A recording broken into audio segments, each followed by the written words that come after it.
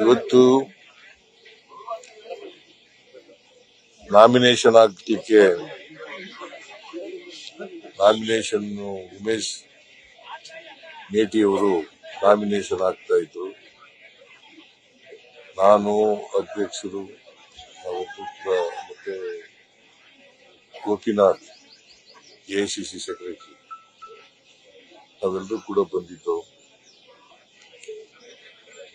Nomination ಹಾಕಿದ್ದೀವಿ. ಇದು ಒಂದು ಉಪಚುನಾವಣೆ. ಮೇಟಿಯವರು ಕಳೆದ ಸಾರ್ವತ್ರಿಕ ಚುನಾವಣೆಯಲ್ಲಿ ಗೆದ್ದಿದ್ರು. HY ಮೇಟಿ ಅವರು ಮಧ್ಯದಲ್ಲೇ ಕಾಲುವಾದರು. ನಾವ್ಯಾರು ನಿರೀಕ್ಷೆ ಮಾಡಿರ್ಲಿಲ್ಲ ಅವರು ಕಾಲುವಾಗ್ತಾರೆ, ಉಪಚುನಾವಣೆ ಬರ್ತದೆ ಅಂತ ಹೇಳಿ ನಿರೀಕ್ಷೆ ಮಾಡಿರ್ಲಿಲ್ಲ. ಆದರೆ ಉಪಚುನಾವಣೆ ಅನಿವಾರ್ಯವಾಗಿ ಬಂದಿದೆ. ಆ ಸ್ಥಾನ ಭರ್ತಿ ಮಾಡಲಿಕ್ಕೆ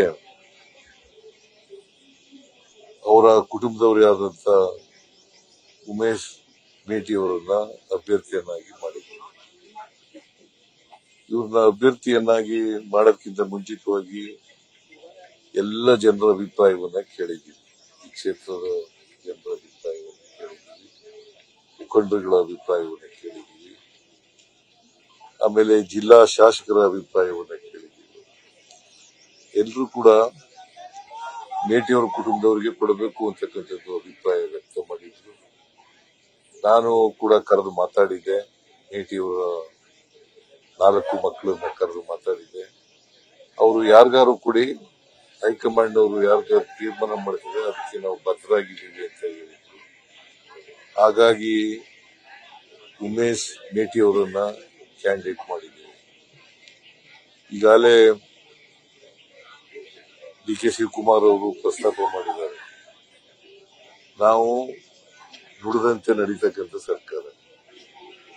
ಏನ್ ಮಾತು ಜನರಿಗೆ ಕೊಟ್ಟಿದ್ದೀವಿ ಆ ಮಾತುಗಳನ್ನ ಉಳಿಸ್ಕೊಳ್ತಕ್ಕಂಥ ಕೆಲಸವನ್ನು ಮಾಡ್ತೀವಿ.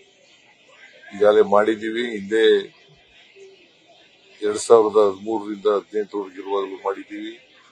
ಈಗಲೂ 3 ವರ್ಷ ಆಗ್ತಾ ಇದೆ ನಮ್ಮ ಸರ್ಕಾರ ಬಂದು. 2023 ಮೇ 20ನೇ ತಾರೀಕು ಅಧಿಕಾರಕ್ಕೆ ಬಂದು ಅವತ್ತಿನಿಂದ ಇವತ್ತಿನವರೆಗೂ ಅನೇಕ ಕಾರ್ಯಕ್ರಮಗಳನ್ನು ಕೊಟ್ಟಿದ್ದೀವಿ. ಜೊತೆಗೆ ಒಂದೇ ವರ್ಷದಲ್ಲಿ ನಾವು ಏನು ಚುನಾವಣಾ ಸಂದರ್ಭದಲ್ಲಿ ಏನು ಹೇಳಿದ್ದು ಗ್ಯಾರಂಟಿ ಯೋಜನೆಗಳು, 5 ಗ್ಯಾರಂಟಿ ಯೋಜನೆಗಳು, ಅವನ್ನೆಲ್ಲನೂ ಕೂಡ ಜಾರಿ ಮಾಡಿದ್ವಿ. ಒಂದೇ ವರ್ಷದಲ್ಲಿ ಜಾರಿ ಮಾಡಿದ್ವಿ. ಅದಕ್ಕೆ ಸುಮಾರು 1,21,000 ಕೋಟಿಗೂ ಹೆಚ್ಚು ಖರ್ಚು ಮಾಡಿದ್ವಿ. 1 ಲಕ್ಷಕ್ಕೂ ಫೆಬ್ರವರಿವರೆಗೆ 1,21,000 ಕೋಟಿಗೂ ಹೆಚ್ಚು ಖರ್ಚು ಮಾಡಿದ್ವಿ. ಪ್ರತಿ ವರ್ಷ 51,000, 52,000 ಖರ್ಚು ಮಾಡ್ತಾ ಇದ್ವಿ. ಬಿಜೆಪಿಯವರು ಹೇಳ್ತಾ ಇದ್ರು ನೀವು ಖರ್ಚು ಮಾಡಕ್ಕಾಗಲ್ಲ ಅಂತ ಹೇಳ್ತಾ ಇದ್ರು. ಆದ್ರೂ ಮಾಡಿದ್ದೀವಿ. ಇವತ್ತು ಎಲ್ಲರೂ ಇಡೀ ರಾಜ್ಯದ ಜನ ಖುಷಿಯಿಂದ ಇದ್ದಾರೆ. ಅದಕ್ಕೋಸ್ಕರನೇ ಕೆಲವು ತಿಂಗಳ ಹಿಂದೆ ಬೈ ಎಲೆಕ್ಷನ್ ನಡೀತು ರಾಜ್ಯದಲ್ಲಿ. ಚನ್ನಪಟ್ಟಣ, ಸಿಗ್ಗಾಂವ್ ಮತ್ತು ಸಂಡೂರು 3 ಕಡೆ ನಾವು ಗೆಲ್ಲಿಲ್ವಾ? ಆಗ್ಲೂ ಬಿಜೆಪಿಯವರು ನಾವು ಗೆಲ್ಲದೇ ಇಲ್ಲ ಅಂತ ಅಪಪ್ರಚಾರ ಮಾಡೋದು, ಸುಳ್ಳು ಹೇಳೋದು. ಗೆಲ್ಲಿಲ್ವಾ? ಅದು ದೊಡ್ಡ ಅಂತರದಿಂದ ಗೆದ್ದಿದ್ದೀವಿ. ಸೊ ಅದರಿಂದ ಬಿಜೆಪಿಯವರು ಅವ್ರ ಕೆಲಸ ಏನಪ್ಪಾ ಅಂತಂದ್ರೆ ಹಿಂದುತ್ವ ಮಾಡ್ತಕ್ಕಂಥದ್ದು ಬಿಟ್ರೆ ಬೇರೆ ಏನು ಕೆಲಸ ಇಲ್ಲ. ಅವ್ರ ಅಧಿಕಾರದಲ್ಲಿದ್ದಾಗ ಏನು ಕೆಲಸ ಮಾಡ್ತೀವಿ. ಈಗ ಅಪ್ಪರ್ ಕೃಷ್ಣ 3ನೇ ಹಂತ ಮಾಡಿದ್ರ ಏನು ಮಾಡ್ಲಿಲ್ಲ. 4 ವರ್ಷ ಅಧಿಕಾರದಲ್ಲಿದ್ರು ಏನು ಮಾಡ್ಲಿಲ್ಲ. ಈಗ ನಾವು ತೀರ್ಮಾನ ಮಾಡಿದೀವಿ, ಕನ್ಸೆಂಟ್ ಅವಾರ್ಡ್ ಮಾಡಬೇಕು ಅಂತ ತೀರ್ಮಾನ ಮಾಡಿದ್ವಿ. ಕನ್ಸೆಂಟ್ ಅವಾರ್ಡ್ ಮೂಲಕ ತರಿ ಜಮೀನಿಗೆ ಅಂದ್ರೆ ನೀರಾವರಿ ಜಮೀನಿಗೆ 40 ಲಕ್ಷ ರೂಪಾಯಿ, ಖುಷ್ಕಿ ಜಮೀನಿಗೆ 30 ಲಕ್ಷ ರೂಪಾಯಿ ಕೊಡಬೇಕು ಅಂತ ತೀರ್ಮಾನ ಮಾಡಿದ್ದೀವಿ. ಬಜೆಟ್ ನಲ್ಲಿ ದುಡ್ಡು ಕೂಡ ಇಟ್ಟಿದ್ದೀವಿ. ಈ ವರ್ಷದಿಂದ ಈಗಾಗಲೇ ಪ್ರಾರಂಭ ಆಗಿದೆ. ಮೊನ್ನೆ ಆ, ಇಲ್ಲಿ ಮೆಡಿಕಲ್ ಕಾಲೇಜಿಗೆ ಶಂಕುಸ್ಥಾಪನೆ ಮಾಡಕ್ ಬಂದಿದ್ದಾಗ ಚಾಲನೆ ಮಾಡಿದೀವಿ. ಬಾಗಲಕೋಟೆಯಲ್ಲೇ ಚಾಲನೆ ಮಾಡಿದೀವಿ. ಅದರಿಂದ ನಾವು ಏನ್ ಹೇಳ್ತೀವಿ ಅದನ್ನು ಮಾಡೇ ಮಾಡ್ತೀವಿ. ಈಗ 3-4 ವರ್ಷದಲ್ಲಿ ಎಲ್ಲ ಪರಿಹಾರವನ್ನ ಜಮೀನುಗಳು ಮುಳುಗಡೆ ಆಗ್ತಾವಲ್ಲ, ಆ ಜಮೀನು ಕಾಲುವೆ ಮುಳುಗಡೆ ಆಗ್ತಾವಲ್ಲ, ಆ ಜಮೀನುಗಳಿಗೆಲ್ಲ ದುಡ್ಡು ಕೊಡ್ತಕ್ಕಂಥ ಕೆಲಸವನ್ನ ಮಾಡ್ತೀವಿ. ಸುಮಾರು 70,000 ಕೋಟಿಗೂ ಹೆಚ್ಚಾಗ್ತದೆ. ಅಷ್ಟು ದುಡ್ಡುಗಳನ್ನ ನಾವು ಕೊಡ್ತೀವಿ. ಅಷ್ಟು ದುಡ್ಡನ್ನ ಕೊಡ್ತೀವಿ. ಪರಿಹಾರವನ್ನ ರೈತರಿಗೆ ಬಹಳ ದಿನಗಳಿಂದ ನೆನಗುದಿ ಬಿದ್ದಿತ್ತಲ್ಲ, ಆ ಪರಿಹಾರವನ್ನೆಲ್ಲ ಮತ್ತೆ ಒಂದೇ ಹಂತದಲ್ಲಿ ಕೊಡಬೇಕು ಅಂತ ತೀರ್ಮಾನ ಮಾಡಿದ್ವಿ. ಜೊತೆಗೆ ಮೇಟಿಯವರ ಕನಸು, ಎಚ್.ವೈ. ಮೇಟಿಯವರ ಕನಸು ಬಾಗಲಕೋಟೆನಲ್ಲಿ ಒಂದು ಸರ್ಕಾರಿ ಮೆಡಿಕಲ್ ಕಾಲೇಜ್ ಆಗ್ಬೇಕು ಅಂತಕ್ಕಂಥದ್ದು ಬಹಳ ಆಸೆ ಇಟ್ಕೊಂಡಿದ್ರು ಅವರು. ನಾವು ಅನೇಕ ಕಾರಣಗಳಿಂದ ಅವರು ಬದುಕಿರುವಾಗ ಮಾಡಲಿಲ್ಲ. ಈ ವರ್ಷ ಘೋಷಣೆ ಮಾಡಿದ್ದೆ, ನಾನು ಬಜೆಟ್ ನಲ್ಲಿ ಘೋಷಣೆ ಮಾಡಿದ್ದೆ. ಅವರ ಒತ್ತಾಯದ ಮೇಲೇನೆ ಘೋಷಣೆ ಮಾಡಿದ್ದದು. ಬಾಗಲಕೋಟೆಗೆ ಮೆಡಿಕಲ್ ಕಾಲೇಜ್ ಆಗ್ಲೇಬೇಕು, ಸರ್ಕಾರಿ ಮೆಡಿಕಲ್ ಕಾಲೇಜ್ ಆಗ್ಲೇಬೇಕು ಅಂತ ಹೇಳಿದ್ರು. ಆಸ್ಪತ್ರೆ ಆಗ್ಬೇಕು, ಮೆಡಿಕಲ್ ಕಾಲೇಜ್ ಆಗ್ಬೇಕು ಅಂತ ಹೇಳಿದ್ರು. ಅವರ ಒತ್ತಾಯದ ಮೇರೆಗೆ ಮಾಡಿದ್ದು. ಆದ್ರೆ ಶಂಕುಸ್ಥಾಪನೆ ಮಾಡುವಾಗ ಅವ್ರು ಇರ್ಲಿಲ್ಲ. ಅದು ಬಹಳ ನೋವಿನ ಸಂಗತಿ. ಅವರು ಇದ್ದಿದ್ರೆ ಖುಷಿ ಪಡ್ತಾ ಇದ್ರು. ನಾನು ಯಾಕೆ ಈ ಮಾತನ್ನ ಹೇಳ್ತಾ ಇದ್ದೀನಿ ಅಂತಂದ್ರೆ, 2016-17 ಮೆಡಿಕಲ್ ಕಾಲೇಜು ಘೋಷಣೆ ಆಯ್ತು. ಇಲ್ಲಿ 2016-17 ಆಗ್ಲೂ ಕೂಡ ಮೆಡಿಕಲ್ ಕಾಲೇಜ್ ಘೋಷಣೆ ಆಗ್ಬೇಕಾದ್ರೆ ಮೇಟಿಯವರೇ ಕಾರಣಕರ್ತರು. ಮತ್ತೆ ಈ ವರ್ಷ ಘೋಷಣೆ ಆಗ್ಬೇಕಾದ್ರೂ ಕೂಡ ಮೇಟಿಯವರೇ ಕಾರಣಕರ್ತರು. ಅದು ಮೆಡಿಕಲ್ ಕಾಲೇಜು ನಾವು ಯಾಕೆ ಮಾಡಿದ ಅಂತಂದ್ರೆ, ಹಳ್ಳಿಗಾಡಿನ ಮಕ್ಕಳು ಕೂಡ ವೈದ್ಯರುಗಳಾಗಬೇಕು. ಸಿಟಿಯವರು ಬಹಳ ಮುಖ್ಯವಾಗಿ ಬಡವರ ಮಕ್ಕಳು, ರೈತರ ಮಕ್ಕಳು, ಅವರು ಮೆಡಿಕಲ್ ಡಾಕ್ಟರ್ಗಳಾಗಬೇಕು ಅನ್ನೋ ಕಾರಣಕ್ಕೋಸ್ಕರ ಎಲ್ಲ ಜಿಲ್ಲೆಗಳಲ್ಲೂ ಕೂಡ ಮೆಡಿಕಲ್ ಕಾಲೇಜ್ ಮಾಡ್ತಾ ಇದ್ದೀವಿ. ಹಾಗೆ ಬಾಗಲಕೋಟೆಯಲ್ಲೂ ಕೂಡ ಮಾಡಿದ್ದೀವಿ.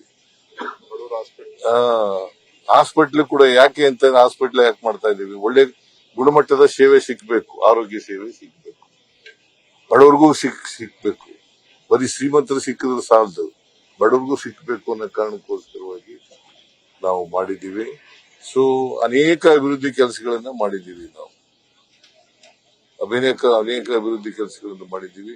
ಮೇಟಿಯವರು ಯಾವಾಗಲೂ ಕೂಡ ನಾನು ಭೇಟಿ ಮಾಡಿದಾಗ ಬಡವರ ಬಗ್ಗೆ, ದಲಿತರ ಬಗ್ಗೆ, ಹಿಂದುಳಿದವರ ಬಗ್ಗೆ, ಅಲ್ಪಸಂಖ್ಯಾತರ ಬಗ್ಗೆ, ಮಹಿಳೆಯರ ಬಗ್ಗೆ, ಕಾರ್ಮಿಕರ ಬಗ್ಗೆ, ರೈತರ ಬಗ್ಗೆ ಮಾತಾಡ್ತಾ ಇದ್ರು ಹೊತ್ತು ಬೇರೆ ಮಾತಾಡ್ತಾ ಇದ್ರು. ಈ ನವನಗರ ಕೂಡ ಅವರೇ MLA ಆಗಿದ್ರು. ಅವರು ಕೂಡ ಕಾರಣಕರ್ತರು ಅಂತಕ್ಕಂಥ ಮಾತುಗಳನ್ನ ಈ ಸಂದರ್ಭದಲ್ಲಿ ಹೇಳ್ತೇವೆ. ಮತ್ತೆ ಈ ಚುನಾವಣೆ ಇದೆಯಲ್ಲ, ಜನ ನಮ್ಮನ್ನ ಉಮೇಶ್ ಮೇಟಿಯವರನ್ನ ಕೈ ಹಿಡಿತಾರೆ ಅಂತಕ್ಕಂಥ ವಿಶ್ವಾಸ ಇದೆ, ನಂಬಿಕೆ ಇದೆ. 100ಕ್ಕೆ 100 ಉಮೇಶ್ ಮೇಟಿಯವರು ಗೆದ್ದೇ ಗೆಲ್ತಾರೆ ಅಂತಕ್ಕಂಥ. ಬಿಜೆಪಿಯವರು ಏನಾರ ಹೇಳ್ಕೊಳ್ಳಿ, ಯಾಕಂತಂದ್ರೆ ಅವರ ಅಪಪ್ರಚಾರಕ್ಕೆಲ್ಲ ಜನ ಮನ್ನಣೆ ಕೊಡಲ್ಲ ಅಂತಕ್ಕಂಥದ್ದು ಈಗಾಗಲೇ ಸಾಬೀತಾಗಿದೆ. ಅದರಿಂದ ಅವ್ರು ಏನ್ ಹೇಳಿದ್ರು ಕೂಡ ಸುಳ್ಳು ಹೇಳೋದು. ಅವ್ರ ಜಾಯಮಾನ ಏನಪ್ಪಾ ಅಂತಂದ್ರೆ ಸುಳ್ಳು ಹೇಳೋದು. ಅವ್ರ ಮನೆ ದೇವರೇ ಸುಳ್ಳು, ಬಿಜೆಪಿಯವ್ರ ಮನೆ ದೇವರೇ ಸುಳ್ಳು. ಅದರಿಂದ ಸುಳ್ಳು ಹೇಳ್ತಾರೆ, ಸುಳ್ಳು ಅಪಪ್ರಚಾರ ಮಾಡ್ತಾರೆ. ಜನಗಳಿಗೆ ಗೊತ್ತಾಗಿದೆ ಅವ್ರು ಸುಳ್ಳು ಹೇಳ್ತಾರೆ ಅಂತಕ್ಕಂಥದ್ದು, ಜನಗಳಿಗೆ ಗೊತ್ತಾಗಿದೆ. ಅದರಿಂದ ಅವರು ನಮ್ಮ ನೀತಿ ಏನಪ್ಪಾ ಅಂತಂದ್ರೆ, ಸಾಮಾನ್ಯವಾಗಿ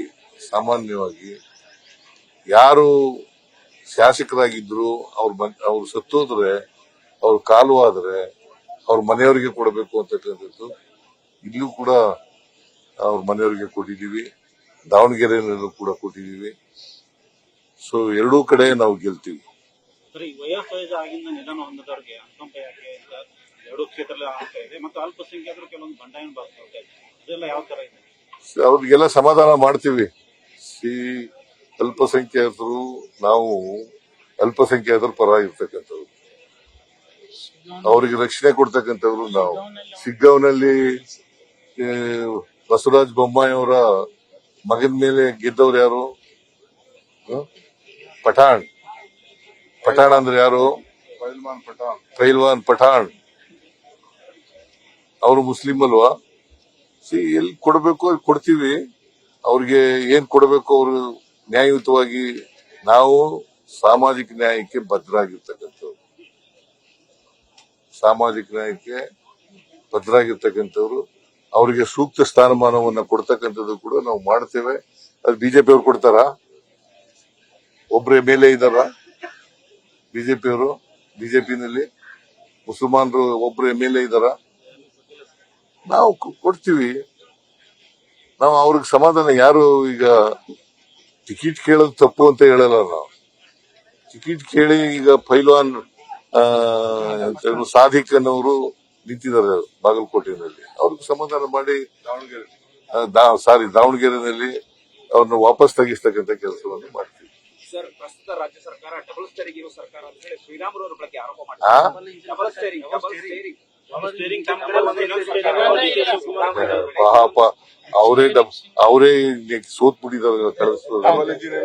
ಕಳೆದ ಲೋಕಸಭೆನಲ್ಲಿ ಸೋತ್ರು, ಅಸೆಂಬ್ಲಿನಲ್ಲಿ ಸೋತ್ಬಿಟ್ರು. ಅವ್ರು ಹೇಳ್ತಾರೆ, ಏನ್ ಹೇಳ್ತಾರಪ್ಪ ಅವರು? ಡಬಲ್ ಸ್ಟೇರಿಂಗ್ ಇವೆಲ್ಲ ಹೇಳಾಯ್ತು, ಜನ ತಿರಸ್ಕಾರ ಮಾಡಿದಾರೆ.